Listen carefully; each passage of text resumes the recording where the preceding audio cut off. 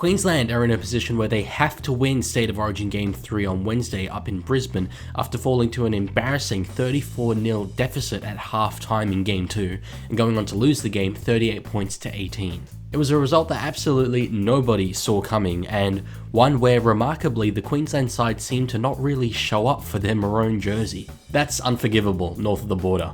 They're a state who have grown accustomed to winning and who demand ruthless performances on a consistent basis. It's what makes the pressure around the Queensland side so high, but so rewarding for the players who wear it. Now heading into Game 3 at their home fortress up in Brisbane, with over 50,000 Maroon fans screaming behind them, there is absolutely no excuse for them not to deliver a series win. Here's how they do it. The Maroons have made a number of changes to their squad, most notably in the outside backs, with both wingers Xavier Coates and Murray Taulagi having gone down injured for their clubs. That sees a bit of a reshuffle in the Maroons' backline, with a brand new edge of Dane Gagai and Selwyn Cobbo, and Valentine Holmes shifting to the opposite wing. I said in my Blues video that Gagai is one of the greatest Origin outside backs that we've ever seen, and I don't even particularly see that as a controversial opinion. He's the only man to have ever won the Player of the Series award while playing on the wing, and he has scored more tries in Origin than any New South Welshman ever. He comes in at centre where he has been extremely solid for the Newcastle Knights over the last few seasons, and is tasked with nullifying his club teammate Bradman Best, who is another fresh face in this series. Best will be playing only the second game of his State of Origin career, so the experience of Dane Gagai, who will be playing his 24th game for Queensland, could prove a real point of strength for the Maroons. The man outside him, Selwyn Cobbo, makes his first start of the series, although he played all but 7 minutes of Game 1 after being the man to come on when Reece Walsh was knocked out. Despite only being 22 years of age, this will be his 8th game for Queensland, and he's shown on numerous occasions before that Origin is an arena he is absolutely built for. Personally, I'd have had him starting on the wing from the very start, so to me an edge of Gagai and Cobbo is a notable improvement on Holmes and Taulagi anyway.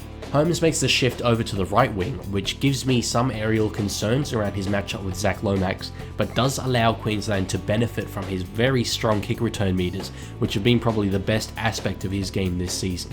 I mentioned Dane Gagai's impressive Origin try scoring record before, but Valentine Holmes actually has one more try than him in 5 less Origin appearances. If he crosses the try line again on Wednesday, it would not surprise me in the least. The only man to have been outright dropped after Game 2 is back rower Jaden Sewer, but Billy Slater hasn't exactly chosen a like-for-like replacement for him. Kalen Ponga comes into the side for his first State of Origin game since 2022.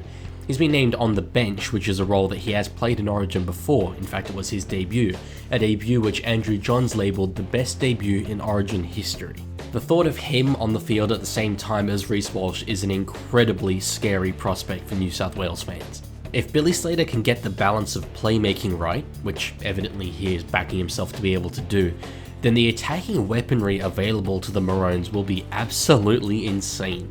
Exactly how and when Ponga will be used is something I'm not even that confident Billy Slater has worked out yet, and as the man who's there for cover for the outside backs, he may end up playing fullback or centre anyway. But all going to plan, I see him coming on around the middle once all the Blues forwards have started tiring, and potentially cutting them to shreds.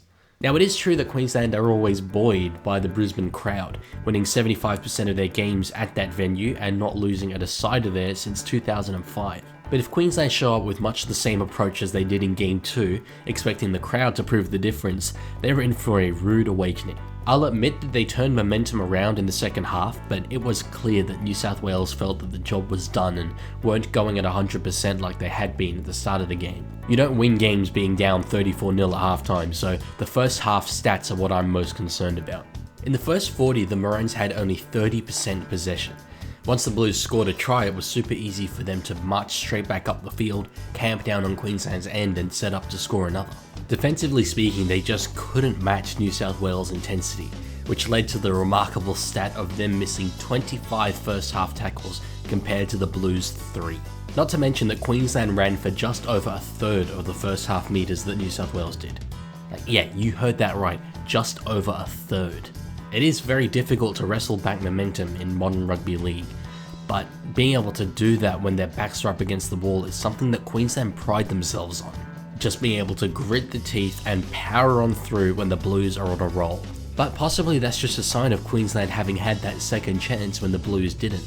The players would obviously deny it, but that little lack of desperation is what can prove the difference at a level like this. It's sudden death though now, and they all know that they can't bring out another performance like that and expect to get the job done. The best way to get momentum though is through the forwards, guys who can run hard, make big meters and play the ball quickly. Unfortunately now for the Maroons, with Jaden Sewer being replaced by Kalen Ponga, the forwards is an area that seems to be particularly weak. It's what's left me and so many others confused that David Fifita is still left out of this team. He's match fit, he's been named to play for the Titans this weekend, and I'd have thought that going into an Origin decider without Tino Fa'asuamaleaui, Tom Gilbert and Tom Flegler would be enough to convince Slater that he's got no option but to pick Fifita. I mean, don't get me wrong, his starting middles are strong, with Ruben Cotter, Lindsay Collins and Patrick Carrigan all having shown in the past that they're capable of getting this Queensland side on the front foot.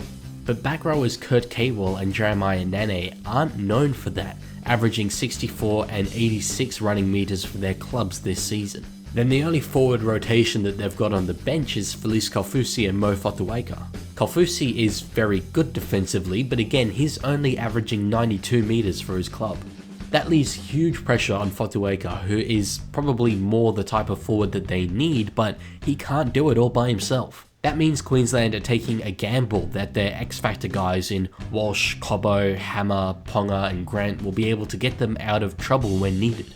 It could be really effective, but if they do get consistently dominated in the forwards, it'll be tough as hell to work around. The brand of footy that this side has the ability to play has the potential to be super entertaining, but it's not difficult to figure out where its weaknesses lie, and it looks like New South Wales are set up in the exact forward-heavy way that Queensland would have feared the most. But I have to accept that Billy Slater has proven to be an extremely clever coach at this level, and I've got no doubt that he will have a plan up his sleeve that accounts for all those factors that I've mentioned. I've presented this video as Queensland's last chance to deliver a series win that they absolutely had to after winning Game 1 in Sydney. But it may also be the last dance for skipper and, frankly, Origin legend Daly Cherry Evans. The halfback is 35 years old now, and while he's showing no signs of slowing down, he'd be forgiven for retiring at the end of the year from rep duties and focusing all of his energies on his beloved Sea Eagles. He has been a much maligned player across his Origin career, and losing a series decider at Suncorp is not the way he or his teammates want him to go out. But Queensland fans won't accept anything other than a win in this game, nor will the players themselves. The stakes on this fixture are as high as they have ever been. Enjoy your Origin football.